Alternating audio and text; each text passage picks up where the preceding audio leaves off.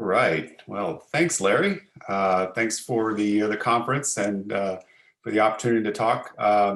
Larry, I think this is the 11th or 12th year, the first year that we've gone totally virtual. We had a chance to see each other last year, and I see a lot of familiar faces in the Hollywood squares everywhere, which is great. But I also see a lot of new faces and familiar people who normally don't attend these kind of sessions. So, a blessing in disguise that we're able to pull in so many new people on this opportunity. Like Larry said, we're one of the sponsors, work for Duff & Phelps. Duff & Phelps is one of the providers of property tax services in the US. We do just about anything from compliance to advisory.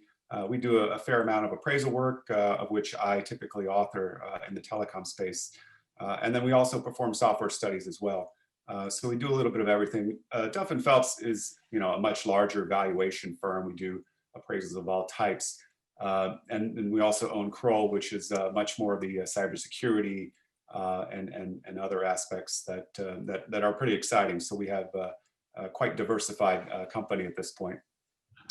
When I'm putting together these appraisals, a lot of this information about what's going on in the trends, it comes at such a blizzard pace just because of the way technology is that, every year we're needing to know exactly what the trends are, where things are going, 3, 5, 7 years out, and how it compares to what's existing in place.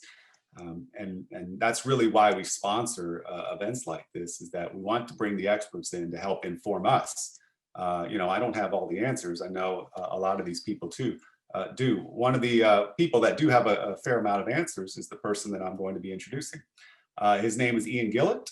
Iain is based out of Austin, Texas, just like I am and just like Larry is. So we're just talking on different sides of the same city.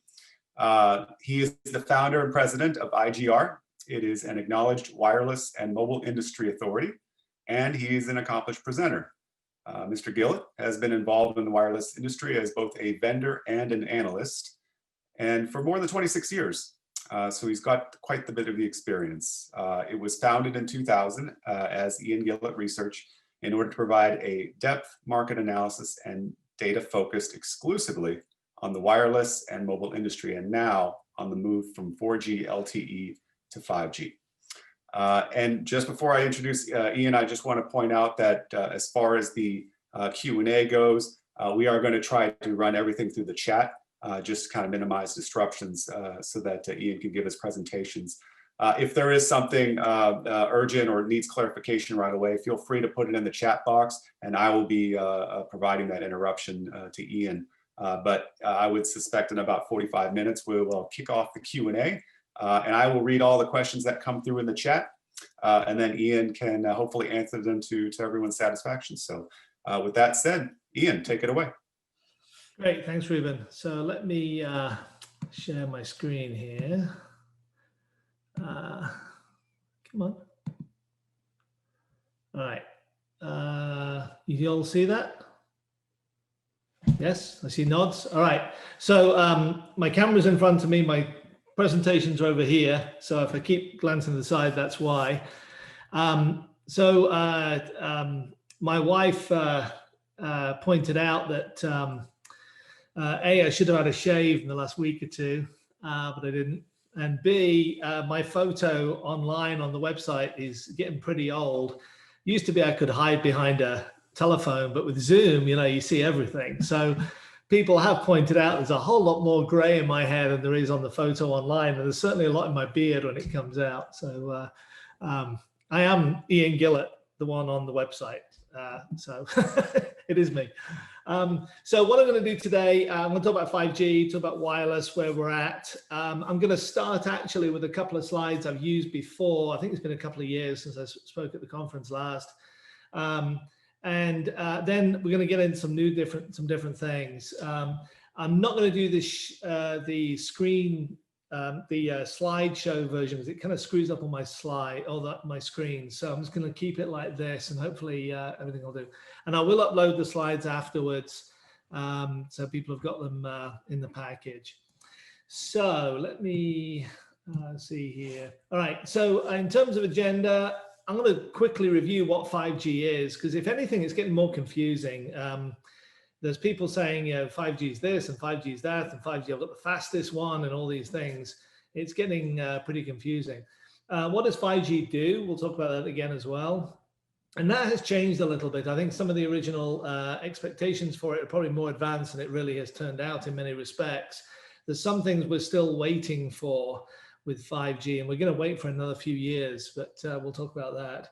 We'll talk about how big 5G is, and I'm also going to talk about the impact of COVID-19 here on the rollout and on what it's done to consumers and the demand for bandwidth, which drives a lot of the 5G. And there have been some pretty interesting impacts. We've actually just published new numbers, so I included some of those in the presentation. I'm also going to talk about the C-band auctions. The auctions actually just finished last week, and there's a pretty profound impact that's going to come on the carriers here. We'll talk about how much they spent, but we'll also talk about the rollout and when that happens and what happens. And then I'm going to talk about Cloud RAN and Open RAN at the end, because for you property appraising folks, there are some big changes coming.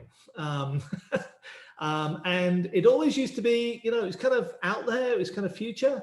Now it's not so future. It's getting a lot closer and a lot more real.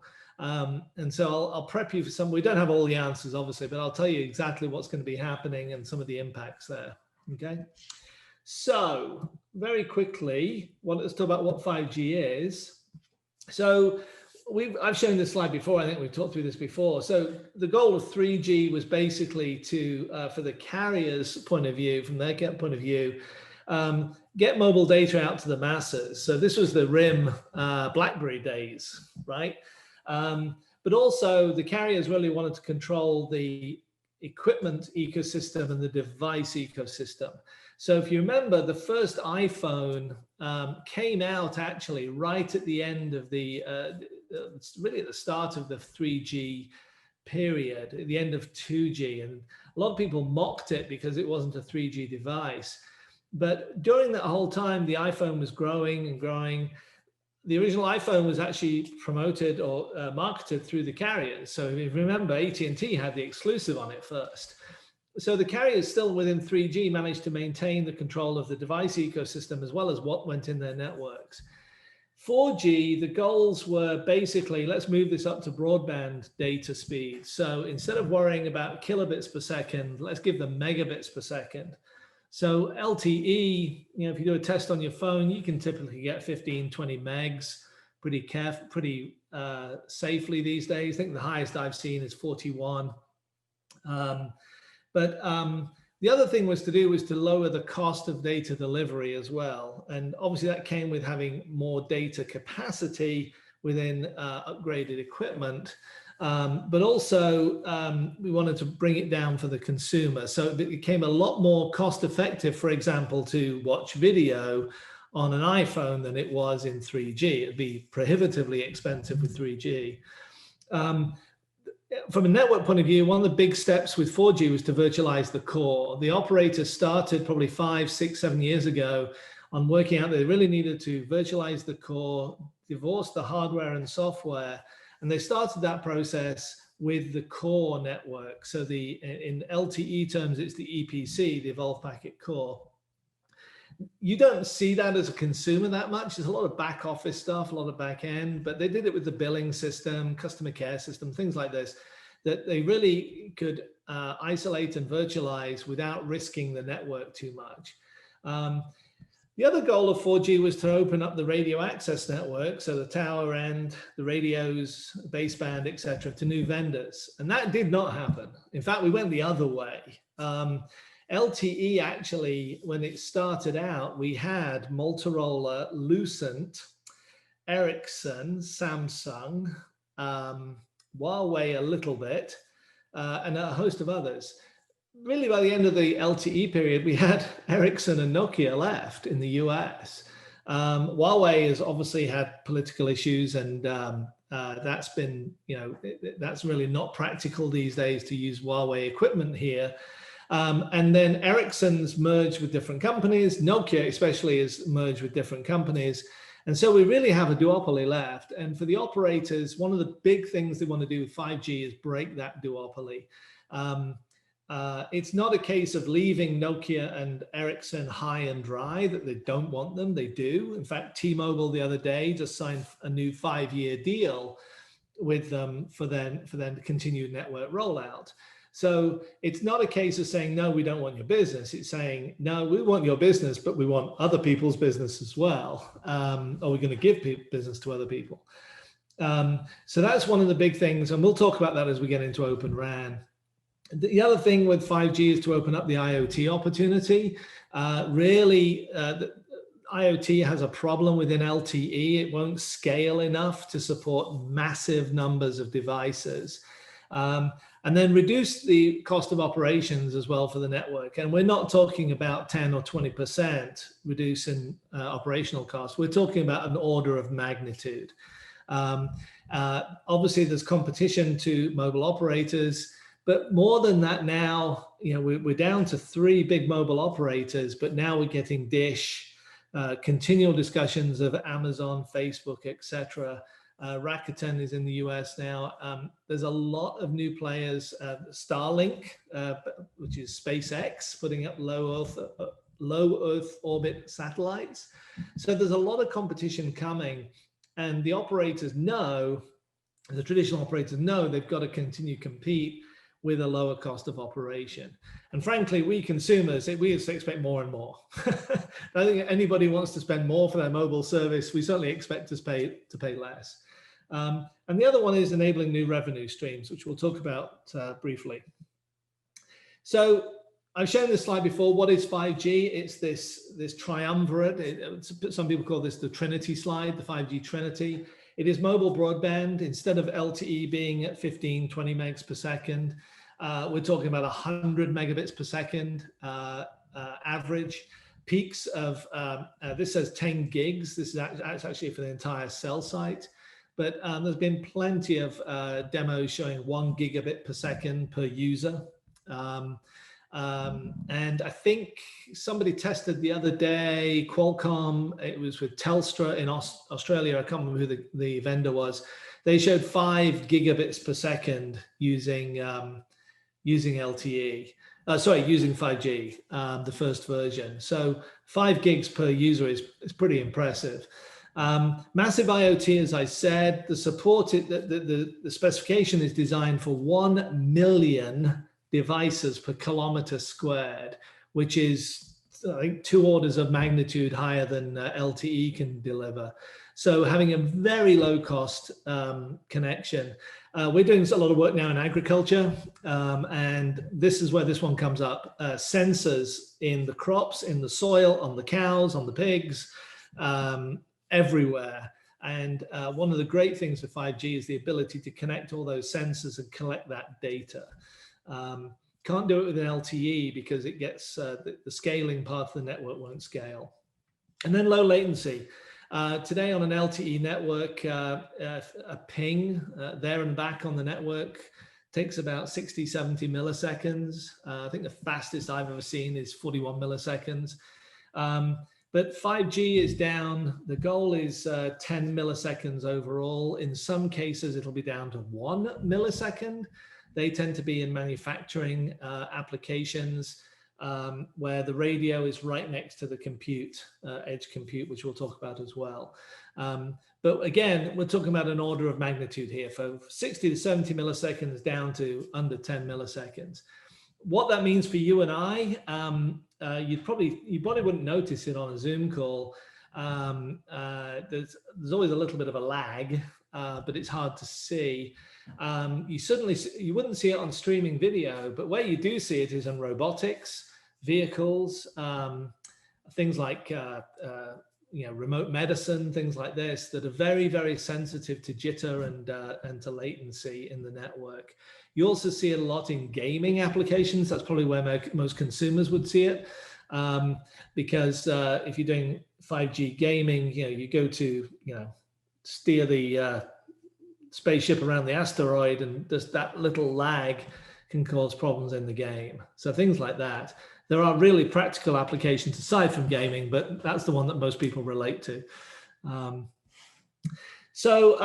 Where are we with all of this? So the mobile broadband piece, that was phase 1 of 5G. That was release 15. And that's what came out a couple of years ago, actually, now in 2021, yeah.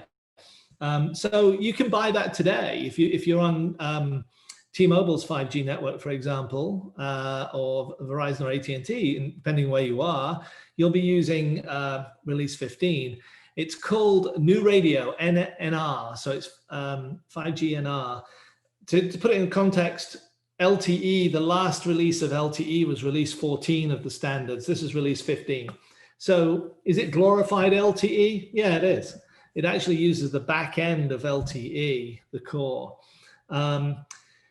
Phase 2 brings us that massive IoT, and that's release 16 and 17. Release 16 has been finalized last year. Release 17 has actually been delayed because of COVID. It's kind of hard for the standards bodies to get together now and actually do the work. So release 17 has been pushed back. And what they've done here, it uses the same front-end radio, but the back end, the core changes. It goes to a 5G core. Some people call it an enhanced packet core. Other people call it 5G core, but basically it's upgrading the back end of the network. And it's going to be a little while, yet another year or two, before we see all of that fully implemented.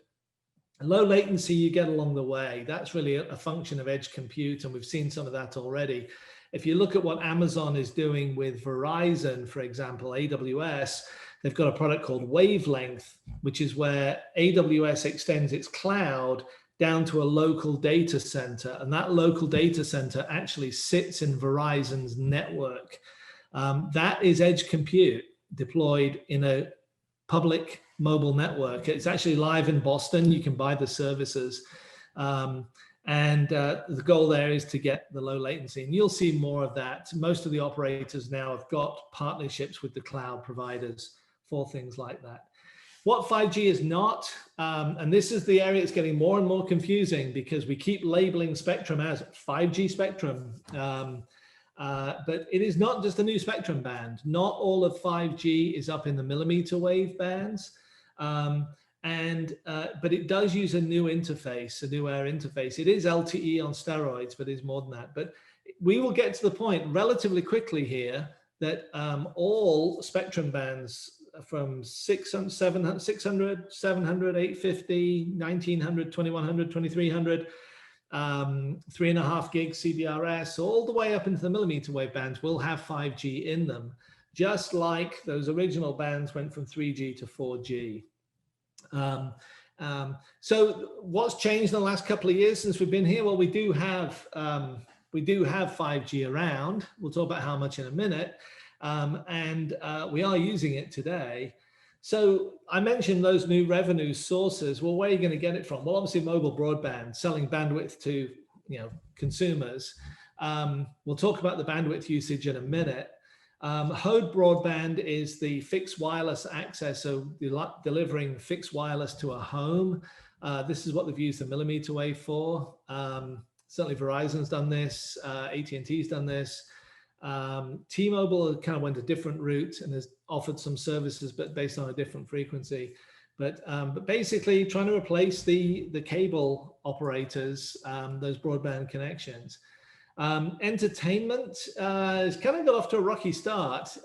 If you're Verizon, they kind of squashed all their original entertainment ideas and now done partnerships with Netflix and things. AT&T, of course, got DirecTV and ATT Direct Plus, DirecTV. I'm not really sure what they're called these days.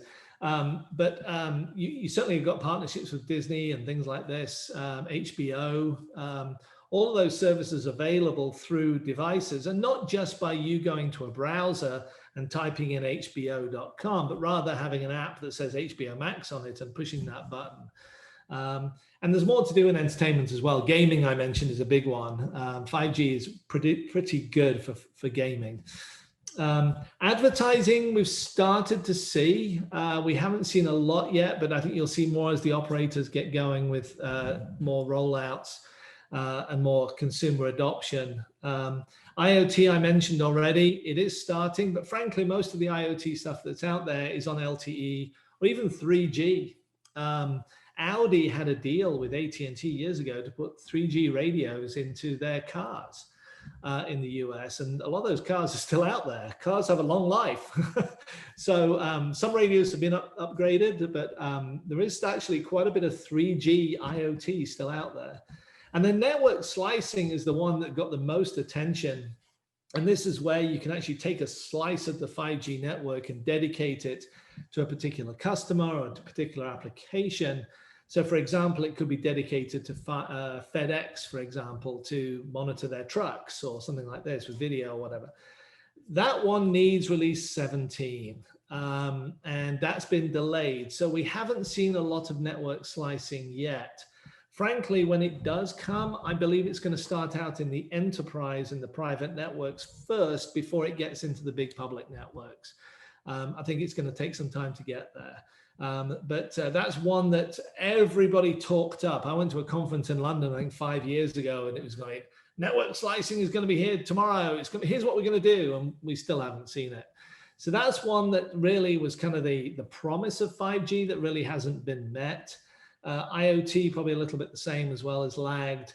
But certainly those top three, we have seen quite a bit. Okay. This slide I've shown before. It's what I built one Christmas holiday. But this is the world as we see it, where we've got 5G everywhere, the big blue areas, and then you've got high bandwidth areas in the yellow. It could be millimeter wave, it could be CBRS unlicensed in a building, a private network, it could be in a stadium. I'm going to come back to this. When you look at this chart, actually, you see we've got healthcare on there. We've got hospital ambulances running around. We've got connected vehicles, got autonomous vehicles. And obviously some of those things have not happened. But I'm going to come back to this. This is where we'll be probably in 5 to 10 years. We're not there yet, obviously. All right. So how big is it and what's COVID done? So let's look at the numbers, the growth numbers first. And I say this is the brand new stuff. So in the US, if you look at the left-hand chart, this is the number of US 5G connections. We're at the point in the US, we've got over 400 million mobile connections. There's about 340 million, 335 million people live in the US. So there are more connections than there are people, right? Everybody's got a phone, but some of us have got more than one connection. You may have a connection in the car, you have a smartphone, obviously, you may have a laptop, you could have a home security system, it goes on and on and on. And that's mobile as a whole. When we look at 5G as a part of that, then in 2020, we were really actually around about 10 million connections. We're not that big. Most devices that are on the market today are 5G capable, okay? So if you're going to go buy a new phone, like an iPhone 12, for example, the latest Samsung, it's got 5G capabilities. But that doesn't mean that your local area has got 5G available in it. I live in West Austin, as Ruben said, and there's no 5G around here. It's supposed to be here, but it's not here. If I flip to T-Mobile, I think I could hit their 5G network, but I have to go buy a new, change my service and all those things. I'm not going to do that. And yeah, I have to mention this. I do actually have an AT&T iPhone, and it does say 5GE on it. And no, that's not 5G. That's glorified LTE, which, but my phone still says it. So you AT&T folks on the line, go fix that. The good news is, if you look at this chart, you see a straight line up, and it looks like fantastic growth. And it's actually not straight. There is a bit of a curve to it. But basically, what's it going to take to get more people on 5G? Easy. Go buy a phone. Mine's an iPhone 11. It is not 5G capable. So when I buy a new phone, I will be 5G capable. But then I've got to get the rate plan and the connection. And secondly, get the service out to more people. About 40% of people buy a new handset every year. So it's going to take a while to cycle through the entire base. Having recessions and pandemics doesn't help with handset sales. It doesn't help making that migration happen. Now, the other thing you'll notice here is our growth number for 2021 did actually dip from the rest of it. 2022 actually has dipped as well. You can't really see it on the scale too much. But yeah, the pandemic had an impact. People did not rush out and buy new handsets at the same rate they did, and therefore they didn't get the 5G. They also, the networks were not quite as fast deployed as expected, because you need people to go out to the tower. You need crews out there to go and actually do the work. And COVID impacted the ability to do that. So if you look at the right-hand side, this is the best way to view it is, and if you look at today, as I said, just a couple of percent are actually using 5G. 2021 here will be up in the 10% range. It's pretty good. And then we've got actually a pretty decent growth up through 2025. By 2025, we're looking at about 45% actually using 5G. We actually will not have the majority of connections on 5G until 2026. That is a change. The previous forecast had that number in 2024 or 2025. COVID has done that.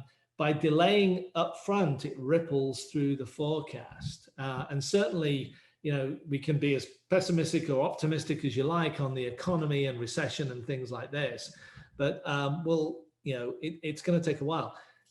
Rough, give or take, 2025, it's 50-50 LTE and 5G by that point. And remember, we're talking about complete connections here, not just smartphones. Smartphones will be a greater percentage by that point. So 5G is, yes, it's happening. Yes, the networks are getting built. Yes, people are switching over or upgrading and getting those capabilities. And you probably know somebody who has a 5G phone, if you haven't. And we'll see more of that, just like we did with LTE. The other one is, I mentioned 3G earlier for using for IoT. You'll notice that we've still got about 10% of the connections, so about 40 million or so are actually still with 4G, still with 3G. They gradually disappear over the next couple of years. Those networks are getting discontinued because the carriers need the spectrum. It's pretty spectrum inefficient compared to 5G. So they want the spectrum back. So that's going to be a case actually of going out to grandparents who've got old 3G phones, replacing those if they haven't been already. I think if they've got one, it's probably on its last legs. But it's certainly the IoT, the machine-to-machine, the connected vehicle type applications, that's where a lot of those still reside. Okay. Now, we mentioned bandwidth. Oh, so the other thing we should talk about is one thing COVID did, and we're proof of this today. Instead of going to downtown Austin to the Hilton and having this conference and having good barbecue at lunchtime like we normally do, we're all sitting at home. Now, I've worked from home for 20 years, so my life didn't change a whole lot from COVID. I bought a better camera, but I still do the things I do. What I don't do is get on a plane and go see clients, and that's been a big change for me. It's actually been kind of nice in some ways. But what's happened is, if I look at, just take Austin, for example, I haven't been downtown Austin since March of last year. And a lot of people haven't either. So instead of driving downtown to go to an office, those people are staying at home. Think of Dallas, same thing. So what's happened is, if you look at the profile of where bandwidth is used from an operator, you used to see this shift in the morning of people driving to the office and shifting their bandwidth usage. That doesn't happen. It stayed in the suburbs. It stayed where people live. I don't think we're going to see a 2021, a sudden light switch where everything is fixed and we suddenly all go back to the office like in the olden days. I just don't think that's realistic. And I'll show you some data in a minute. I think what you're going to see is a gradual return to offices over the next 2 or 3 years. And some of it will never go back. Some of that business capacity, if you like, will never shift back to the office. And it's permanently moved. You can see this actually, if you look at Austin real estate, it's gone crazy. And a lot of it is people moving out of California. I'm being serious here. It happened to a house up the street recently. People moving out of California saying, we don't have to be here for our job anymore. I can work from home. I'm going to move somewhere else that's cheaper, et cetera, et cetera. Millimeter wave is of course, was the big high capacity network for 5G the carriers were deploying. And the goal was really to push that into downtown areas and high density suburban areas to meet those bandwidth requirements. Guess what? People aren't going downtown, there aren't the bandwidth requirements. So millimeter wave now seems being, I put this in inverted commas, less desirable here, because the operators actually want capacity spread over a wider area called the suburbs, rather than in highly dense, compact areas. And millimeter wave covers a tighter area. So millimeter wave is not good for putting up cost-effective coverage over a large area. It's good at compact, dense areas. A great example where I live in Bee Cave, and there's a little town center they built here with a movie theater and restaurants. And, it's packed down there on a Thursday, Friday, Saturday night, perfect for millimeter wave. Well, COVID comes along and nobody's going to the movie theater and the restaurant's half full at best, and everybody's doing takeout. So the need for bandwidth in Bee Cave just disappeared, basically. It's still at the home. So what's happened is, when you look at this from a work from home perspective, things have obviously changed. And this is a survey we did November last year. So on the left-hand side, we asked people, this is consumers, and we asked people, okay, were you working from home? What were you doing what are you doing now is the green area. What were you doing in early shutdown? So I think we said April. And what were you doing before COVID, which is the blue, right? So if you look at this, the top one, I work from home every day. About 25% of people were like me and work from home every day. Now it's 38%. I work from home 2 or 3 days a week. It was 11% pre-COVID. Now it's 17%, 16.6, 1 day a week, et cetera, et cetera. I never work from home. Used to be 53%. Now it's a third. So it's gone from a half to a third. And that doesn't sound big, but when you're a commercial real estate building owner, that's a lot of rent that just walked out the door. We then asked them about the company plans to open the office. 22% said the company has already opened the office. Another 22% said it's partially opened. But look at this, 9.5% said it will never open again. The bottom one, my company does not plan to ever open office again. All employees will work remotely. So we've gone from, let's say, 100% people going to the office to 90%. And then the others are all going to be delayed. What I think is going to happen after this, my view is there is about 10% of people will never go back to the office. There's probably another 10, 20 to 30% who will go back in the office 2 to 3 days a week.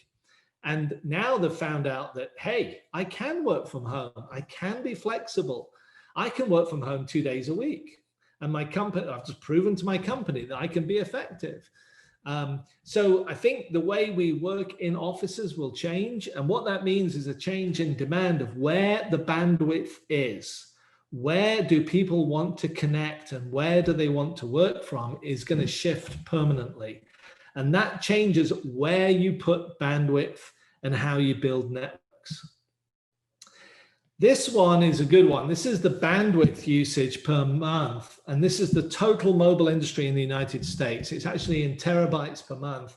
So it's actually about 4 million terabyte per month. You can put it in exabytes or whatever, but terabytes is easier to understand. So 2020, it's 4 million, okay? 2021, it goes up a little bit. And by 2025, we're up to 14 million terabytes. Good news, bandwidth demand grows 347% from 2020 to 2025. So our networks have got to grow by 3.5 times capacity by 2025, which is a big ask. We'll talk about C-band spectrum in a minute. But here's what happened. Instead of growing 30, 35% a year consistently as bandwidth demand has, between 20 and 21, the bandwidth growth has only gone up 15%. From 19 to 20, it's actually nearly flat.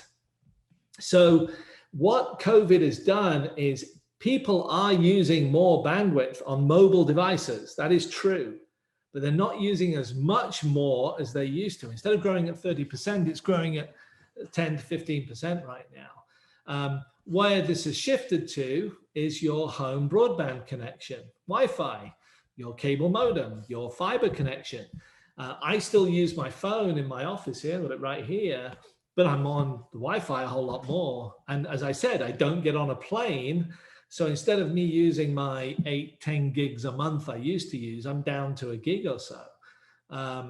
And until I start traveling again, that's the way it's going to be. So that's what COVID has done. It's delayed the growth. That 14 million terabyte number was a number we were going to reach in the old forecast by 2023 or 2024. We've delayed the demand for bandwidth by 12, 18, 24 months, depends. But that type of number, which means delays spending and all those things. But remember, I also said that the 5G release 17 was also delayed. So some of the new upgrades to the networks have been delayed. The standards are delayed as well. So COVID has had an impact across everything. It's had an impact on demand, on the technology and the standards all the way across. In the press, there's been several comments like, oh, the wireless carriers did really well out of COVID. They were immune from COVID. No, not true. Not true. Were they hit as badly as retail or commercial real estate? No. Are we still using mobile phones? Sure we are, but there's absolutely been an impact. So we've talked about the network deployment. We've talked about the bandwidth. I don't think this goes back immediately. If we get 100 million vaccinations in the next 100 days, we're not going to turn a light switch on in April or May and suddenly go back to normal. We're going to be working like this for quite a while, probably through 2021. And then 2022, things will start, or maybe later this year, things will start to change, but it's not going to be a light switch to suddenly everybody rushes back to the office. And so that's impacted everything, as we talked about, okay? Macro cell demand, big cell sites, it's not declining. What's happened since COVID, if you look at some of the acquisitions by the tower companies, the multiples they're paying now have gone through the roof. Instead of paying 20 times earnings, as they were before COVID, they're paying 30 and 35 times earnings. The value of a macro tower has increased. And because it covers a wide area, it covers the suburbs where there's more demand for bandwidth. So we don't see macro cell site demand decreasing at all. It's going to be an anchor for all those new technologies, including 5G, etc. And this movement of bandwidth back to the suburbs really, increases the demand for macros. Therefore, the value of those cell sites out there. If I look at small cells, then the idea of small cells is they fill the gap between the macro cells. The demand here is still relatively strong, but we're reevaluating everything. 2020 was not a good year for small cells because you have to get zoning and permitting from the municipality, and a lot of that was disrupted, as well as the deployment. Millimeter waves, as I said, there's kind of uneven demand there for that as well. It's got off to a little bit of a rocky start. If you remember, the operators did spend quite a few billions of dollars buying that millimeter wave spectrum, the 28 gig, 32 gigs bands from the FCC a few years ago. And we were actually joking at the beginning of COVID that I think some of the operators wish they could go back to the FCC and ask for their money back, because you just can't use it as effectively as planned. So a lot of that's been disrupted. And we're still getting the edge data center.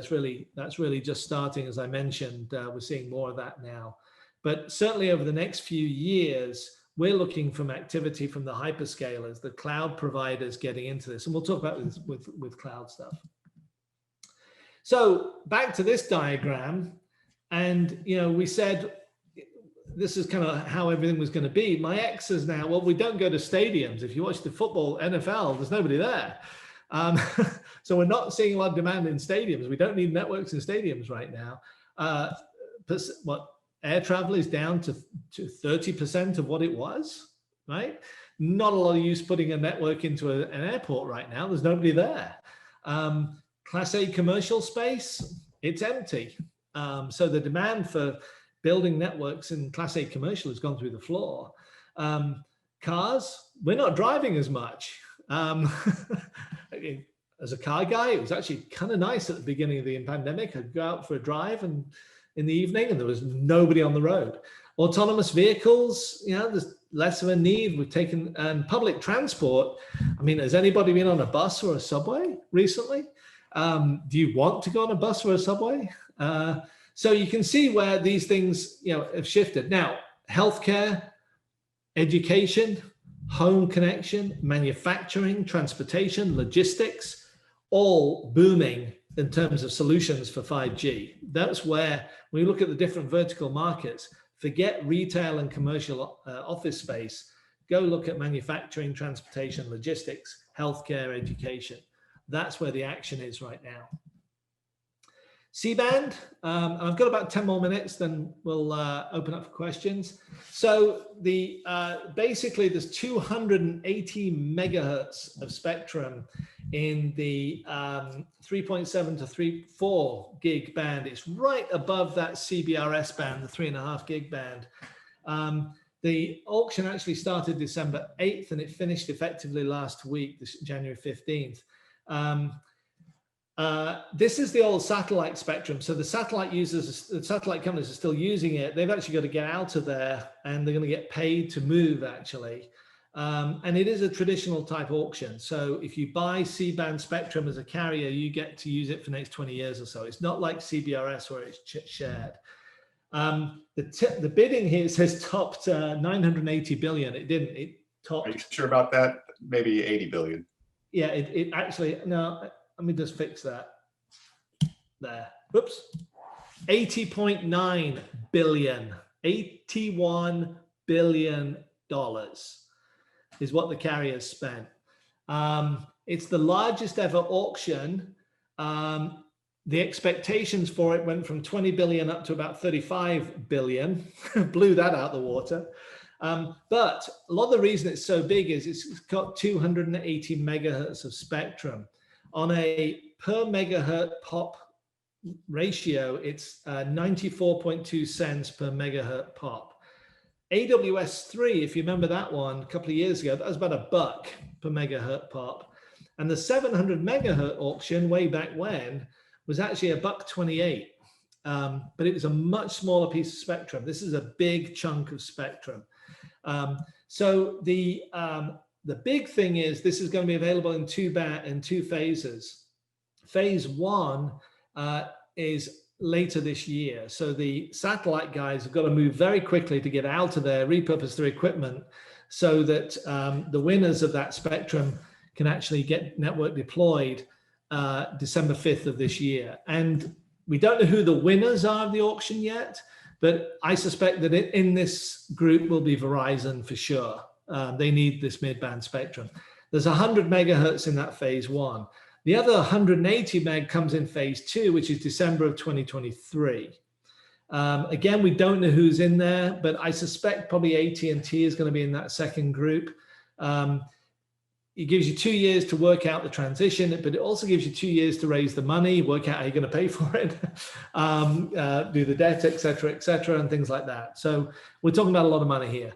But this is the reason that it did so well is the main reason. This is the last auction we have on the schedule right now. There's other bands have been talked about to be auctioned, but nothing is on the schedule. We could have some mid-band stuff available mid-2021, but again, nothing's confirmed. And of course, now with a change in administration, we'll have to see what's going to happen. So the operators looked at this as the last chance to get a lot of mid-band spectrum and grab it while they could. And that drove a lot of the price. Who bid? Verizon was the one that everybody said needed the spectrum. They do. AT&T, people said they can't afford not to bid. T-Mobile has got a lot of mid-band spectrum already because of its Sprint acquisition.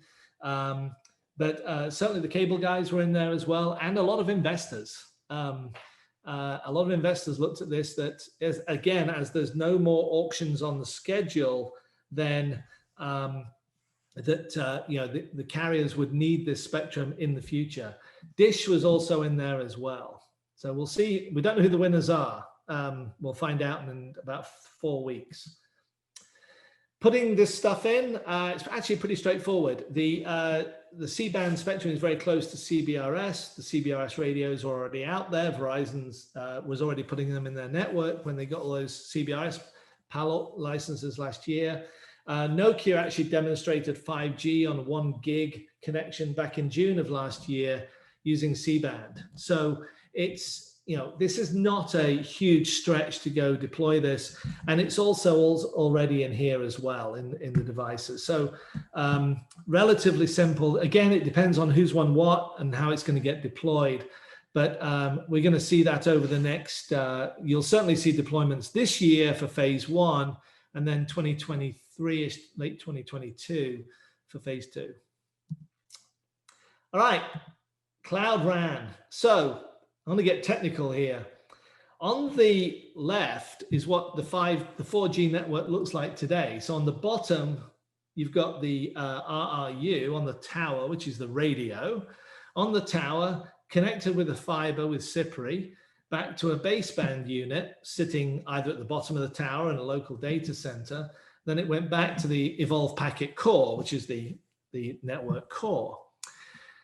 That's easy. That's what you all know and love, and that's what you've been costing out for years. This is 5G. And of course, being wireless, we changed all the acronyms. So we still have an RRU, we still have a radio on the tower. Now it's connected to a DU, which is a distributed unit. And that's connected to a CU, which is a centralized unit. We got really creative with the names here. That CU and DU is basically the baseband. The old baseband that was a rack or a server in a rack is now split into 2 functions. And you can change which actual functions you put in the CU and DU, depending how you want to architect it. Then it goes back to the CN, which is the core network. It's the 5G core. So this is what we do with virtualized RAN, okay? Now, the trick is, and I forget my, so this, again, I'm gonna get technical here, but you can change which functions go in which place. The radio really does its thing on the right-hand side there, but that DU and CU, you see all those different options? That means different functions go in different places, depending on what you're trying to do and the best way to optimize your network. So putting it simply, because I realize that's not, this is actually from Parallel Wireless, who has Open RAN and does virtualized RAN. And the real thing to watch here is this is deployed with Supermicro, who are a white box compute vendor. But what they've done here, if you look on the bottom there, the DU and CU here is sitting in software right below the antenna. And then we've got some partners with the RU and the DU on the top with an edge cloud. So I can deploy this in many different ways. Okay, I can deploy it where the DU and CU are sitting at the cell site. I can deploy this where parts of this is sitting in an Amazon Web Services cloud or Google Cloud or Microsoft Cloud or in a private cloud, more than likely, the carriers will do that. I could have that DU sitting at a data center in the middle of Austin on off-the-shelf hardware, off-the-shelf computing hardware. No different from a Dell server. So the companies we see in this space are Dell, HP, Supermicro, as I said, and others. We don't see Nokia, Ericsson as much. Ericsson actually says they don't do Open RAN yet. Nokia has embraced it wholeheartedly. So very different change in terms of how the network is architected, what the network runs on, and where it goes. So what does this mean for valuations, right? There's several. Number one, we're using off-the-shelf hardware, computing hardware, regular old servers. We're not using a piece of dedicated hardware from Ericsson anymore. We're using a Dell server to run the network. And it's a lot cheaper. And it's got a different depreciation scale, as you probably know. This is not network specific hardware. The radio is different. The radio is going to be hardware specific, but there's a project to actually develop a $1,000 radio, and they've already met that goal. So the cost of radios is coming down by 80%. The RAN is defined in software. The value of the RAN is software, which changes the valuation. The core could be sitting in a commercial cloud. It could be sitting in Amazon Web Services. I don't think it will in all instances, but in some it will.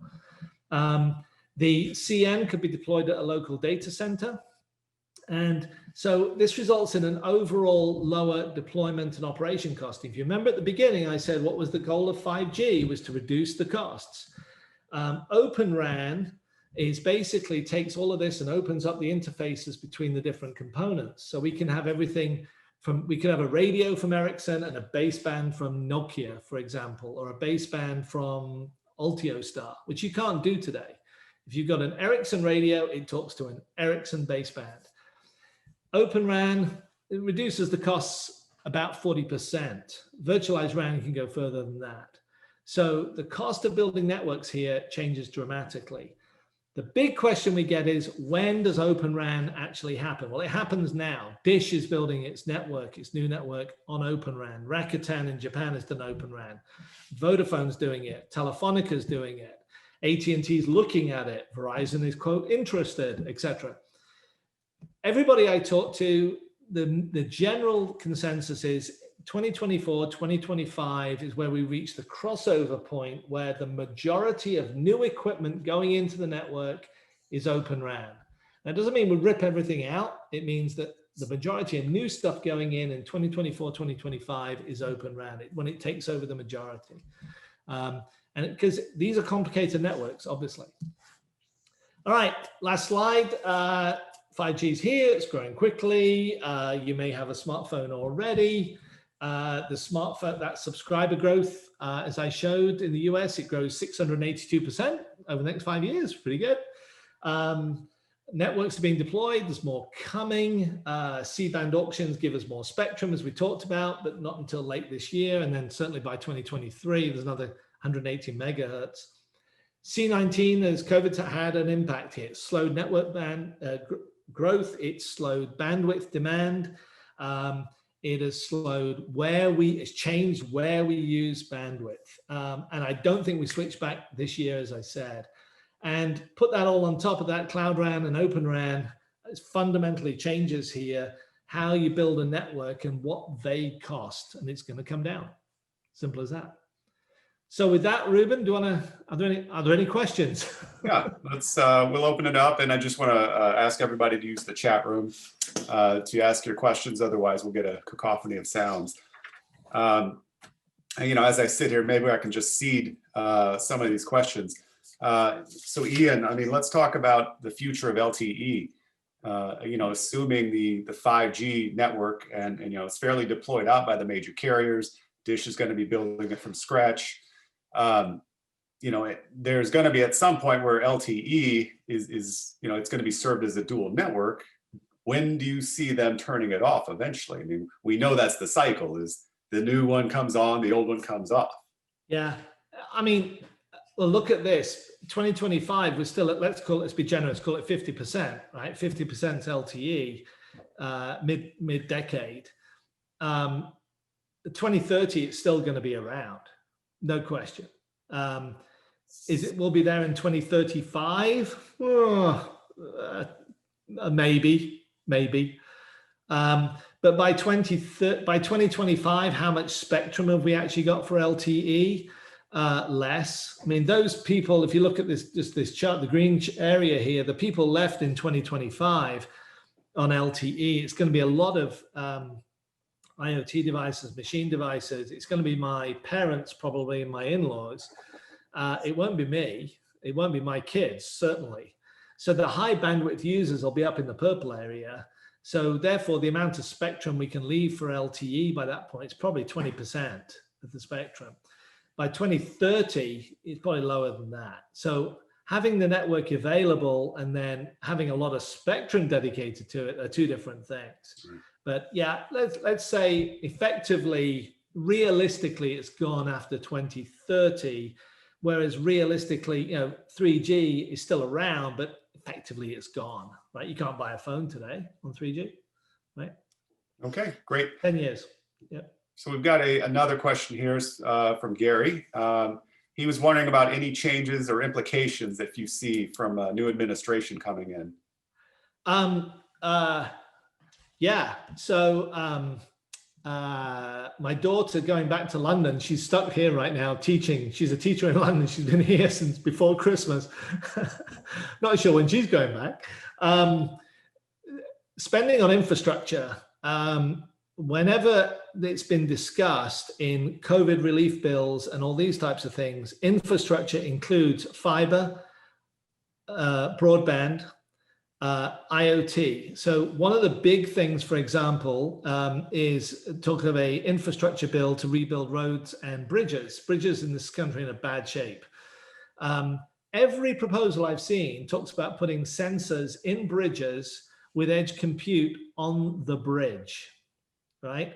To monitor traffic loads on the bridge, weather, road conditions, etc.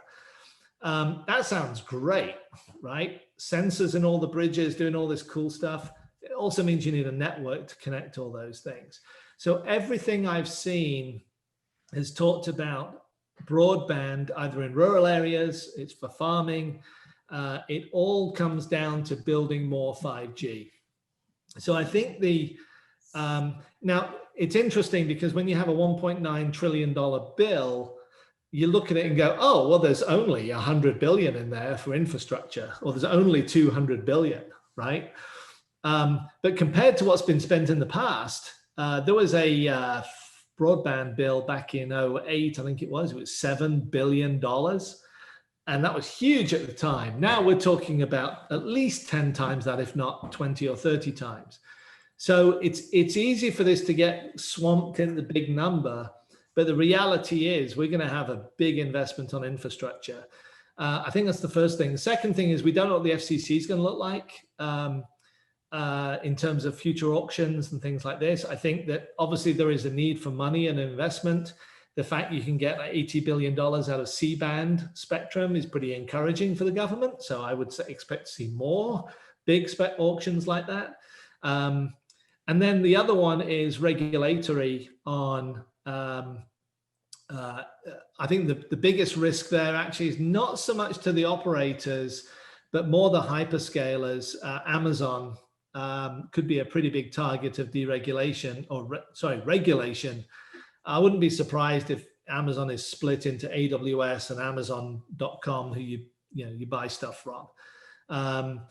Things like Google could face that as well. And that could fundamentally change the back end of the networks, cloud services, which all impacts the mobile network. So those three things I'd say. Got it. Okay. Another question from Augie. Do you see a related increase in security concerns as more devices are connected and networks become more important?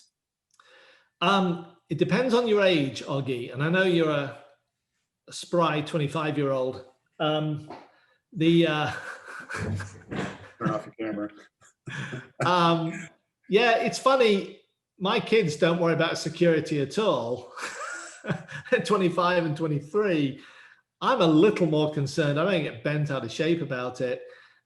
Then we have issues like we had with the SolarWinds issue, and foreign governments hacking in and things like this. So yeah, it's more of a concern. I'm not sure the concern is greater than it ever was. I think it was always there. Now it's probably being exploited more. And it's interesting, the SolarWinds issue, and SolarWinds is an Austin company, by the way. That example really wasn't to do with wireless. They didn't hack in through an LTE network or a 5G network. But certainly you've got more opportunities here. When we talk to companies, to enterprises about private networks and deploying private 5G, for example, then there is a big concern there. But again, it's more of them wanting to understand the issues because they've always had concerns about their networks and have always taken security seriously on their fiber network, for example. So and it's not a case of, no, I'm not going to do it because it's insecure. It's, no, I'm concerned about security. Teach me about security. Tell me what I've got to do for security. But there's quite a few cool things you can do these days. I will say that I was talking to a friend of mine yesterday. He works at a machine learning AI company, and they've got some really cool stuff they can do looking at the pure radio waves for security. The machine learning and analytic power today is infinitely higher than it was 5 years ago. And that means that you can make it a whole lot more secure with things like that. The tools are better is what I'm saying. Right. Okay. We'll go one or two more questions here. We didn't talk about Starlink.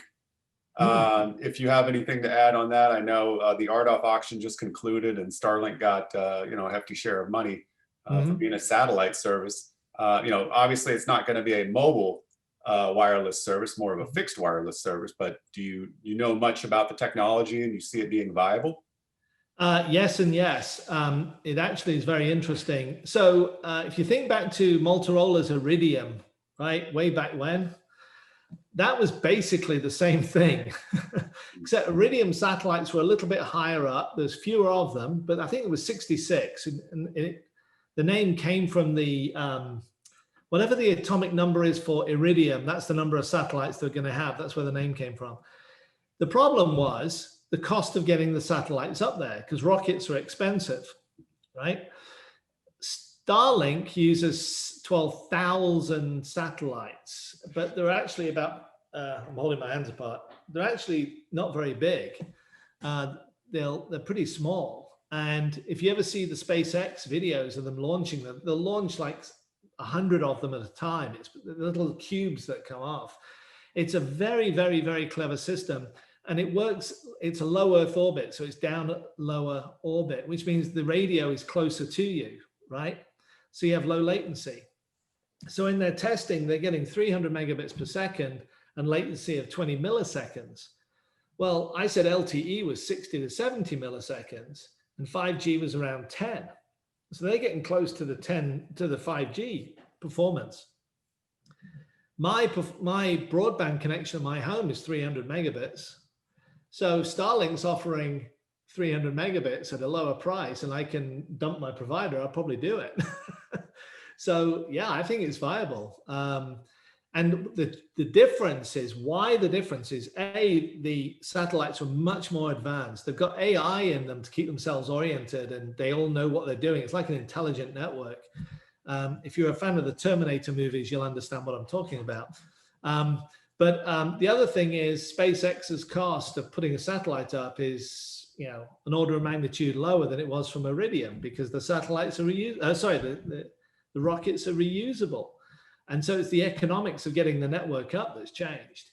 And the technology to link us to the satellite is different as well. So I think it's got a really, really good chance of succeeding. It may be nothing you'll use in Manhattan or downtown Dallas, but Sherman, Texas, Wichita Falls, Tulsa, Oklahoma. I'm going to Big Bend this weekend in the RV, and there's no coverage out there. I could have a nice Starlink connection so I can watch football games on Sunday. I won't be doing any work, but one day. Well, I don't see any other questions in the queue. I think we'll go ahead and end this. Okay. Iain, thank you very much for your time and for the very insightful presentation once again. And, right, no problem. And I'll be around if anybody's got any questions.